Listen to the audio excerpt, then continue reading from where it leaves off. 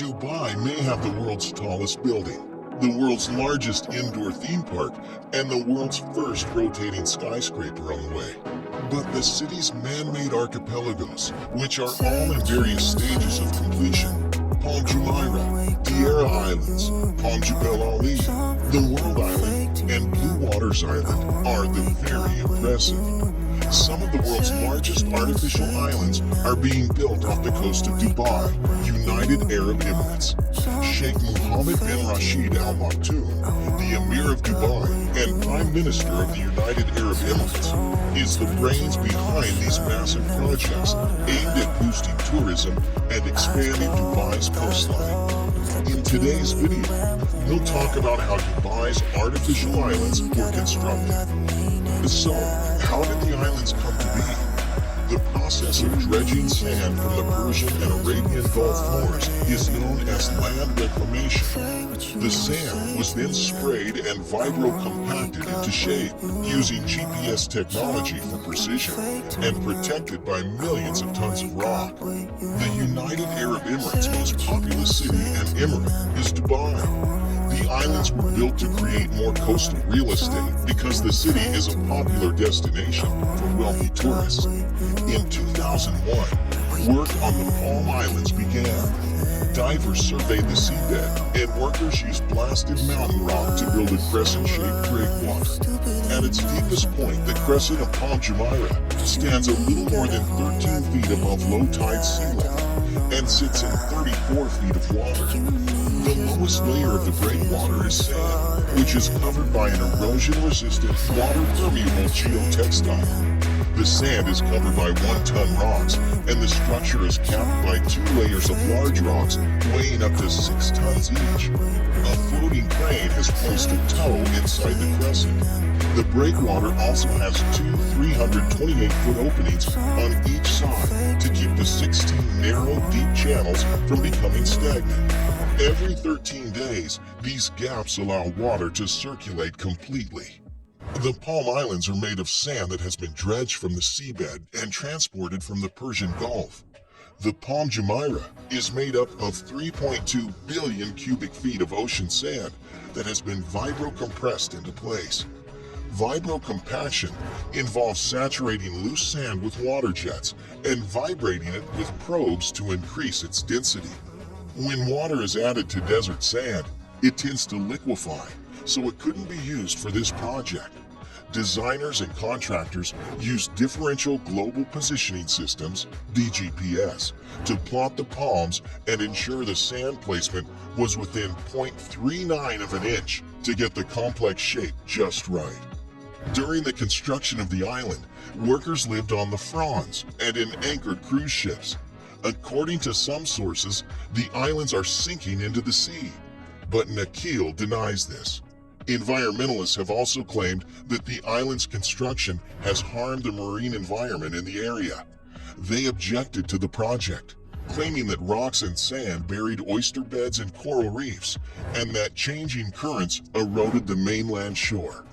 The Palm Jumeirah is currently crammed with villas, hotels, and attractions. According to Business Insider, hotels are built on the palm's trunk, while homes are built on the fronds. Long-term residents, vacationers, and real estate speculators make up the majority of buyers. Palm Jumeirah is home to around 80,000 people, with a capacity of 120,000, and is a popular tourist destination. A 6-lane subsea tunnel connects Palm Jumeirah to the mainland to facilitate tourism and make life easier for residents.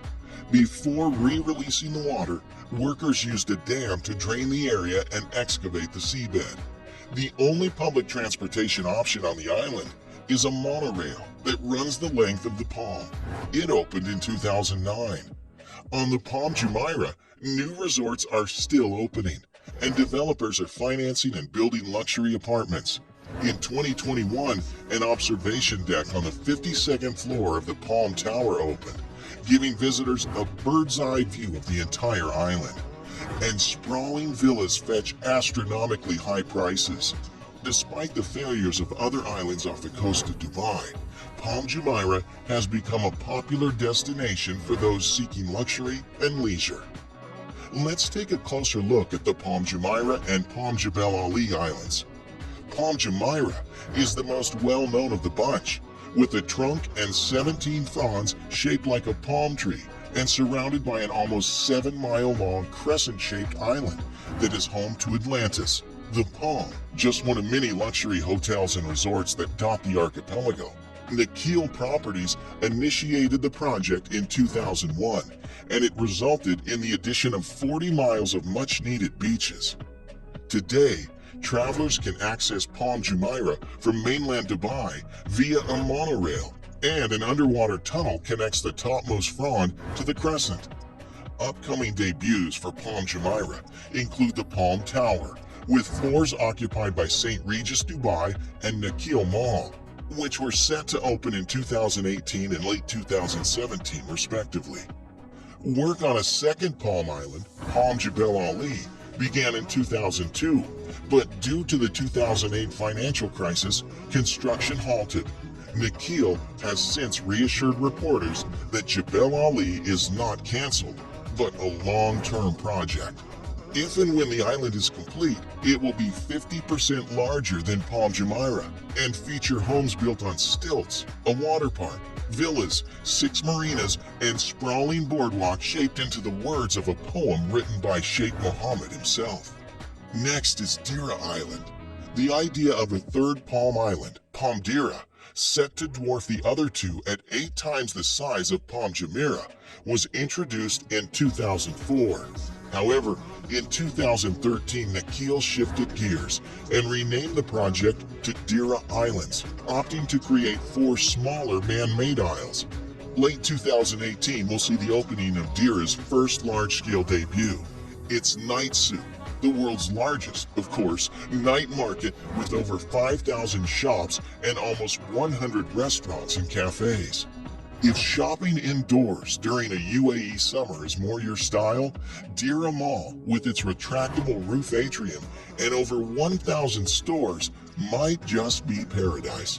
The mall will serve as the centerpiece of Deira Islands Boulevard, which will feature retail space and at least 16 residential towers.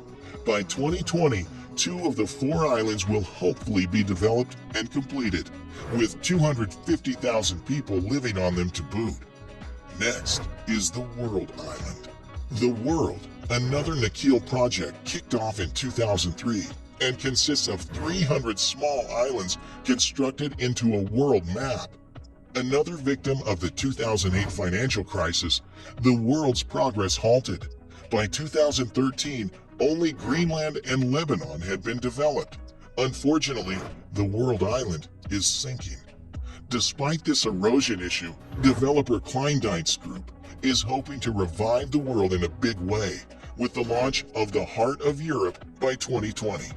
6 Kleindienst-owned islands round out the project, each providing visitors a slice of very high-end European life, complete with underwater villas, aka floating seahorses, 5-star hotels, and even streets lined with manufactured snow. The St. Petersburg Island, which is shaped like a heart, promises to be the world's premier honeymoon destination. And lastly, the Blue Waters. Giving Nakheel a run for its money is Maris Holdings with its Blue Waters project that began in 2013, opening by late 2018 or early 2019 with an observation wheel, Ain Dubai, that will put the London Eye to shame.